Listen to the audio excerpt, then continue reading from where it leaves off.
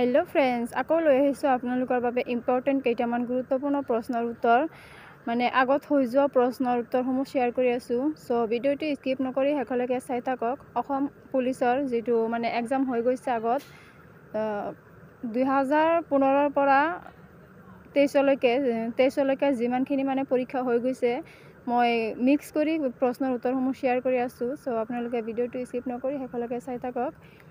1 নম্বৰৰ প্ৰশ্নটো হৈছে ৰাষ্ট্ৰীয় তদন্ত সংস্থাৰ মুখ্য কাৰ্যালয় ক'ত অৱস্থিত? ইয়াৰ এনচাৰটো হ'ব নতুন দিল্লী। 2 নম্বৰৰ প্ৰশ্ন ভাৰতৰ পৰিকল্পনা আয়োগ কোন বৰ্ষত গঠন কৰা হৈছিল?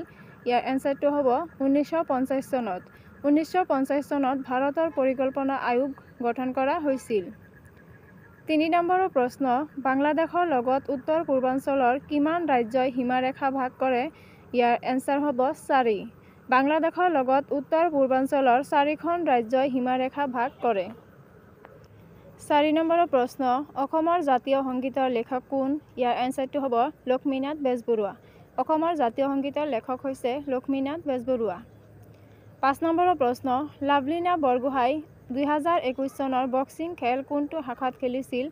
ইয়াৰ এনচাৰটো হ'ব 69 কেজি কেটেগৰী। অপশ্যন দিয়া আছিল, অপশ্যনকেইটাৰ ভিতৰত শুদ্ধ উত্তৰটো যিটো সেইটো মই লিখি দিছোঁ 69 কেজি কেটেগৰী। 6 নম্বৰৰ প্ৰশ্ন দ্বিতীয়খন অসমীয়া চিনেমা কি? ইয়াৰ এনচাৰটো হ'ব ইন্দ্ৰমালতী। দ্বিতীয়খন অসমীয়া চিনেমা হৈছে ইন্দ্ৰমালতী।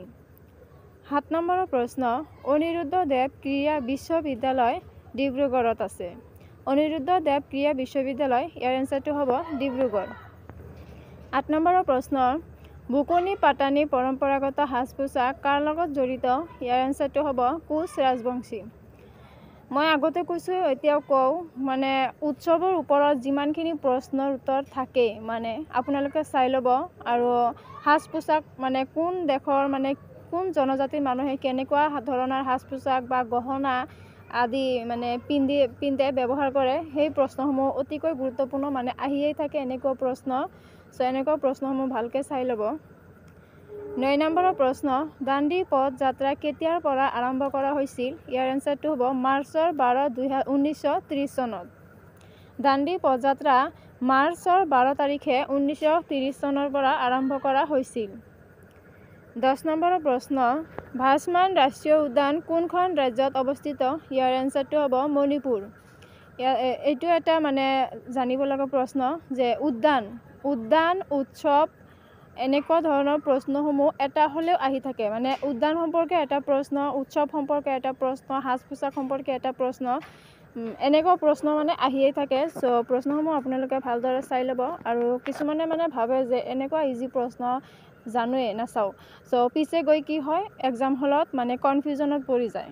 চ' সহজ প্ৰশ্নসমূহ আপোনালোকে ভালদৰে চাই ল'ব। 11 নম্বৰৰ প্ৰশ্ন মোৰো এটা সপোন আছে কোনে লিখিছিল? ইয়াৰ এনচাৰটো হ'ব ৰুবুল মাউত। ৰুবুল মাউতে লিখিছিল মোৰো এটা সপোন আছে।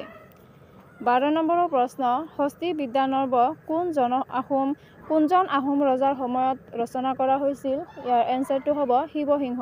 শিৱসিংহৰ দিনত হস্তি বিদ্যানৰ্ব ৰচনা কৰা হৈছিল। 13 নম্বৰৰ প্ৰশ্ন অষ্ট্ৰেলিয়াৰ ৰাজধানীৰ নাম কি? ইয়াৰ এনচাৰটো হ'ব কেনবেৰা। অষ্ট্ৰেলিয়াৰ ৰাজধানী হৈছে কেনবেৰা। ৰাজধানী সম্পৰ্কে চাই ল'ব। আপোনালোকে পাৰিলে এটা কাম কৰি ল'ব পাৰিব যিমানখিনি ৰাজধানীৰ ওপৰত প্ৰশ্ন আছে গোটেইখিনি লিখি ল'ব পাৰিব। আৰু যিমানখিনি উৎসৱৰ প্ৰশ্ন আছে সেইখিনিও ভাগ ভাগকৈ লিখি ল'ব পাৰিব। তেনেহ'লে কি হয় মনত থাকে বেছিকৈ। 14 নম্বৰৰ প্ৰশ্ন চিয়াহীন হিমবাহ ক'ত অৱস্থিত? ইয়াৰ এনচাৰটো হ'ব নুব্ৰা উপত্যকাৰ উত্তৰ দিশত। চিয়াহীন হিমবাহ নুব্ৰা উপত্যকাৰ উত্তৰ দিশত অৱস্থিত। 15 নম্বৰৰ প্ৰশ্ন ভাৰতৰ প্ৰথম সৌৰ অভিযান কি আছিল? ইয়াৰ এনচাৰটো হ'ব আদিত্য-L1। ভাৰতৰ প্ৰথম সৌৰ অভিযান আছিল আদিত্য-L1। সৌৰজগতৰ ওপৰত যিমানখিনি প্ৰশ্ন আছে চাই ল'ব। 16 নম্বৰৰ প্ৰশ্ন ইষ্ট ইণ্ডিয়া কোম্পানীৰ ওপৰত সংসদীয় নিয়ন্ত্ৰণ প্ৰদানৰ প্ৰথমটো নিৰ্দিষ্ট পদক্ষেপ গ্ৰহণ কৰিছিল? ইয়াৰ এনচাৰটো হ'ব নিয়ন্ত্ৰণ আইনে 1773 চনত। 17 নম্বৰৰ প্ৰশ্ন লোকপিয়ল অনুসৰি অসমৰ বৰ্তমান জনসংখ্যা কিমান? ইয়াৰ এনচাৰটো হ'ব 3.12 কোটি। লোকপিয়ল অনুসৰি অসমৰ বৰ্তমান জনসংখ্যা 3.12 কোটি। 18 নম্বৰৰ প্ৰশ্ন, কোন বছৰত মহাত্মা গান্ধীৰ জন্ম হৈছিল? ইয়াৰ এনচাৰটো হ'ব 1869 চনত। 1869 চনত মহাত্মা গান্ধীৰ জন্ম হৈছিল। 19 নম্বৰৰ প্ৰশ্ন, থমাছ কাপ কাৰ সৈতে সম্পৰ্কিত? ইয়াৰ এনচাৰটো হ'ব বেডমিণ্টন। খেল সম্পৰ্কে প্ৰশ্ন আহি থাকে। খেল সম্পৰ্কে কোনে কি খেল খেলিছিল আৰু এনেকুৱা প্ৰশ্নসমূহ আপোনালোকে চাই ল'ব খেল সম্পৰ্কে। 20 নম্বৰৰ প্ৰশ্ন, ভাৰতত ডাইকী প্ৰণালী প্ৰৱৰ্তন কৰা হৈছিল? ইয়াৰ এনচাৰটো হ'ব 1919 চনত। ভাৰতত ডাইকী প্ৰণালী প্ৰৱৰ্তন কৰা হৈছিল 1919 চনত। 21 নম্বৰৰ প্ৰশ্ন, পোংগল উৎসৱ কোন ৰাজ্যত পালন কৰা হয়? ইয়াৰ এনচাৰটো হ'ব তামিলনাডু। পোংগল উৎসৱ তামিলনাডুত পালন কৰা হয়। 22 নম্বৰৰ প্ৰশ্ন, বিশ্বৰ আটাইতকৈ পুৰণি শিলাখণ্ড কি হয়? ইয়াৰ এনচাৰটো হ'ব আফকাইন শিলাখণ্ড। বিশ্বৰ আটাইতকৈ পুৰণি শিলাখণ্ডটো হৈছে আফকাইন শিলাখণ্ড। 23 নম্বৰৰ প্ৰশ্ন, গ্ৰীণলেণ্ড কোন দেশৰ শাসনত আছে? ইয়াৰ এনচাৰটো হ'ব ডেনমাৰ্ক। গ্ৰীণলেণ্ড ডেনমাৰ্কৰ শাসনত আছে। 24 নম্বৰৰ প্ৰশ্ন, অসমৰ চিমেণ্ট কাৰখানা ক'ত অৱস্থিত? ইয়াৰ এনচাৰটো হ'ব বোকাজান। অসমৰ চিমেণ্ট কাৰখানা বোকাজানত অৱস্থিত। এনেকুৱা কাৰখানা সম্পৰ্কীয় প্ৰশ্নসমূহ যিমান পাৰে চাই ল'ব। আজিৰ ভিডিঅ' ইয়াতে সামৰোঁ। আৰু যিসকলে মোৰ চেনেলটো ছাবস্ক্ৰাইব কৰা নাই তেওঁলোকে ছাবস্ক্ৰাইব কৰি দিব, লগতে লাইক কমেণ্ট শ্বেয়াৰ এটা কৰি দিব আৰু কেনেকুৱা ধৰণৰ ভিডিঅ' লাগে কমেণ্ট কৰি জনাব। আজিৰ কাৰণে ভিডিঅ'টো এইখিনিয়েই।